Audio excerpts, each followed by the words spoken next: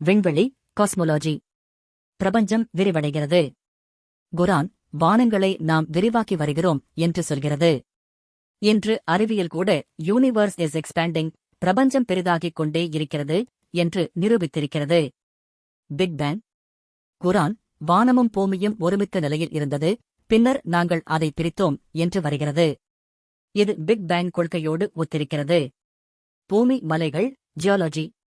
குரான், மலைகளை ஆணி போல பூமியை உறுதிப்படுத்தும் என்று சொல்கிறது. இப்போது மலைகள் கீழே ஆழமாக வேர் போல பரவி பூமி பலகைகளை, டெக்டானிக் பிளேட்ஸ், நிலைநிறுத்துகிறது என்று சொல்கிறார்கள். கடல்கள், ஓஷனோகிராஃபி. குரான், 2 கடல்கள் சந்திக்கின்றன, ஆனால் அவைகளுக்கு இடையே ஒரு தடுப்பு உள்ளது என்று சொல்கிறது.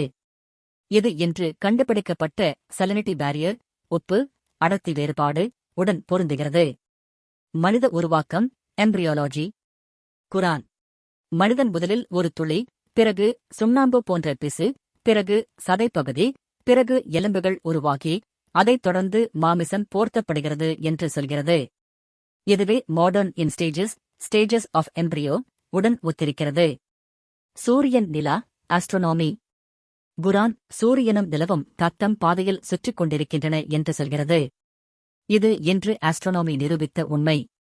உயிர்கள், பயாலஜி. குரான், அனைத்து உயிர்களையும் நீரிலிருந்து படைத்தோம் என்று சொல்கிறது. அறிவியல் சொல்வது போலவே நீர் இல்லாமல் உயிர் இல்லை. குரான் அறிவியல் புத்தகம் அல்ல, ஆனாலும் அது 1400 ஆண்டுகளுக்கு முன்பே அறிவியல் உண்மைகளோடு ஒத்த சில விஷயங்களைச் சொல்லியுள்ளது.